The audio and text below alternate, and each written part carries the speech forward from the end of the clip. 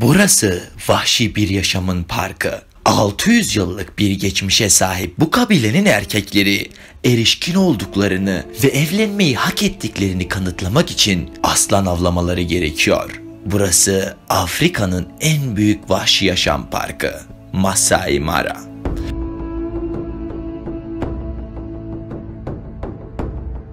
Kenya'nın en güneyindeki Masai Mara Ulusal Rezervi Afrika'nın en büyük vahşi yaşam parkıdır. Tanzanya'daki Ulusal Serengeti Parkı ile arasındaki sınırı Mara Nehri çiziyor. Dünyanın en büyük ve en meşhur hayvan göçü Masai Mara'dan Serengeti'ye ve tersi yönde olmak üzere yılda 2 kez tekrarlanıyor. Sayıları 2 milyona varan gunular ve ortalama 500 bin zebra bu göçün başlıca kahramanları arasında yer alıyor.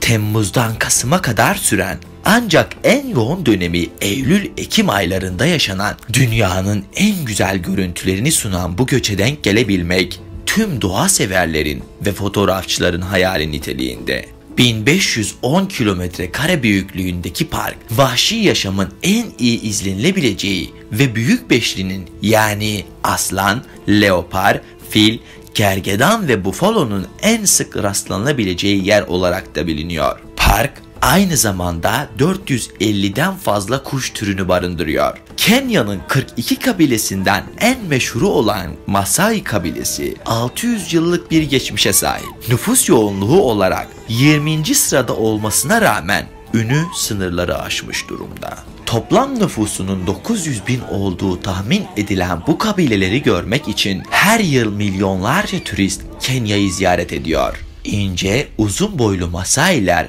estetik bir vücut yapısına sahipler. Son derece sessiz ve yavaş hareket ediyorlar. Bu sessizlik yaşadıkları ortamdaki diğer canlılara saygılarından ve korunma içgüdüsünden kaynaklanıyor. Masai erkekleri günlerce, kilometrelerce yürüyebiliyor ya da saatlerce ayakta durabiliyor. Uzun sopası, mızrağı ve rungusu tek mal varlığı ve gücünün bir simgesi. Bir Masai erkeği erişkin olduğunu kanıtlamak ve evlenmeyi hak ettiğini kanıtlamak için aslan avına çıkıyordu. Savaşçılık özelliklerini küçük yaştan itibaren geliştirmeye çalışan Masai erkeğine bir bıçak verilerek vahşi ortama gitmesi gerekiyor ve kendisiyle baş başa bırakılıyordu. Erkek eve döndüğünde eğer avladığı aslan ile birlikte ise bir hafta boyunca şenlik düzenlenir ve aslan eti pişirilirdi. Çok köklü bir kültüre sahip olan Masailerin bu geleneği her ne kadar kalmamış olsa bile günümüzde hala çocuklara genellikle et ve süt veriliyor.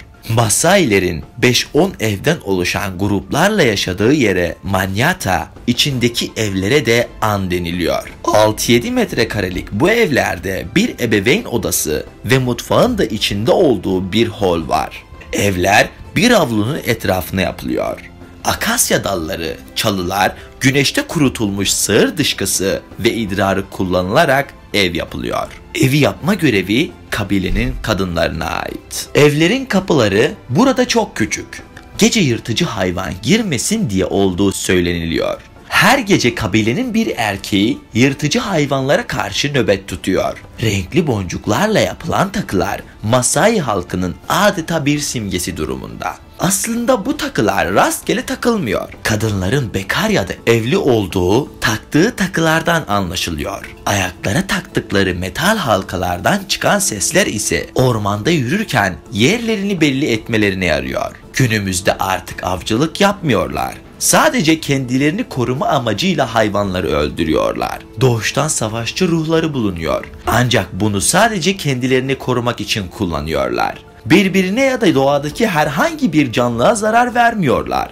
Tam tersine doğayı korumak onlar için çok önemli. Kadın, erkek, her Masai yerlisinin 6-7 yaşlarında kulak memeleri törenle ortadan kesiliyor. Bu kesiğin içine yerleştirilen silindir şeklindeki tahta sayesinde delik kapanmadan büyüyor. Zaman içerisinde her defasında daha büyük tahtalar konarak deliğin büyümesi sağlanılıyor. Sonrasında da etrafı çeşitli takılarla süsleniliyor. Masai yerlilerinde kız erkek her çocuk sünnet ediliyor. Sünnet onlar için ergenliğe geçiş töreni. Eskiden erkek çocuklar ergenliğe geçiş için aslan avlıyordu.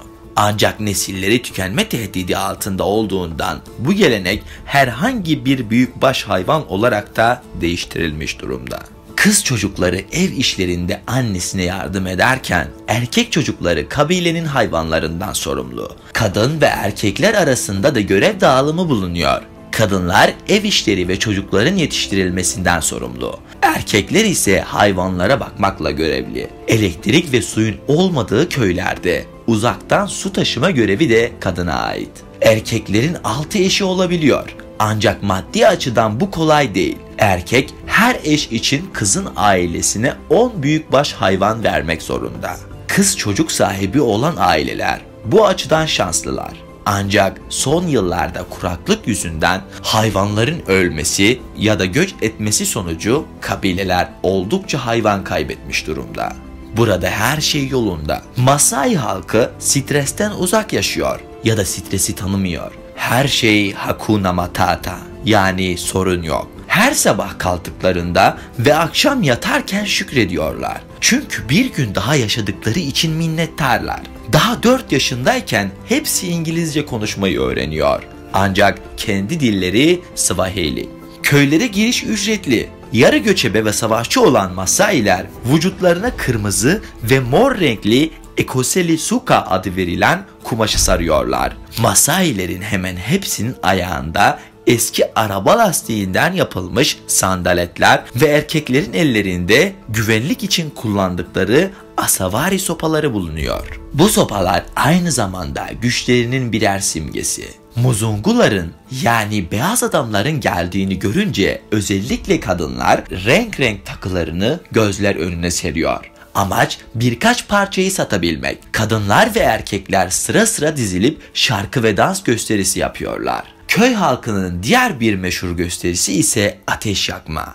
Bir çubuk, çubuğun girebileceği deliği olan bir tahta parçası ve talaş kullanılarak ateşin ne kadar basit yakılabileceğini gösteriyorlar. Masailerin yanaklarındaki yuvarlak izler kabilelerin birbirinden ayırt edilmesi için bu tarz işaretleri kullanıyorlar. Çocuklar 3 yaşına geldiğinde yuvarlak bir demir kızgın bir kor haline getirilip yanaklarına bastırıyorlar. Bu işlemi anne gerçekleştiriyor. Sevgili dostlar, günümüz insanı şikayet etmesini çok seviyor. Ne durumda olursa olsun, nasıl bir yaşantı içerisindeyse memnuniyet derecesi çok düşük oluyor. İster zenginlik içerisinde, ister fakirlik içerisinde olsun, insan etrafını güzelleştirmeyi bilmiyorsa isyanlar içerisinde kayboluyor. Coğrafyanın kader olduğunu biliyoruz. Hiç kimse ailesini, arkadaşlarını, doğacağı yeri seçme hakkına sahip değildir. Bu yüzden bazen kabullenmek şikayetler ve zorluklara kafa yormaktan çok daha iyi bir ruh haline büründürecektir. Masai Mara'nın hikayesine de tam da bu yüzden değinmek istiyordum.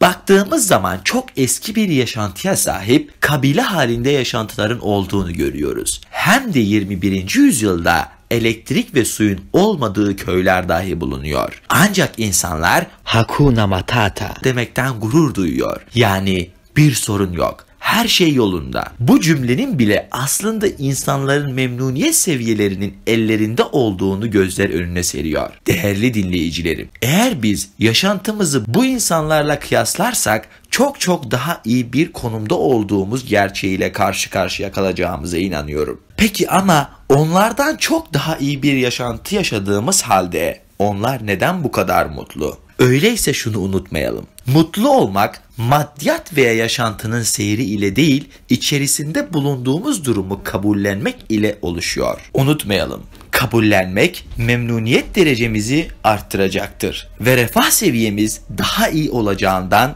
emin olabilirsiniz. Çünkü kabullenmek insanın bulunduğu konumla barışık yaşamasına vesile oluyor. Kendi yaşantısıyla barışık olan insan şikayetlerden ve isyan etmekten vazgeçiyor. Bunun sayesinde artık etrafındaki yaşantısını şekillendirmek ve daha güzel bir hale getirmek için çaba sarf etmeye başlıyor. Etrafına değişim kazandırmaya çalıştıkça hayatınızdan keyif almaya başlayacak ve etrafınızdaki güzellikleri daha fazla görmeye başlayacaksınız. Çünkü değişim kafa yormanıza ve uğraş vermeniz ile bağlantılıdır. Bu sayede hem daha fazla güzellikler yaratma hem de daha keyifli bir süreç sağlayacaktır. Artık odanızdaki pencerenin etrafı güzel fotoğraflarla dolacak. Belki rengarenk bir odaya veya eve sahip olmak, hatta pencerede saksıda yetiştirmeye çalıştığınız bir bitki bile artık sizler için mutluluk verici bir uğraş haline gelecektir.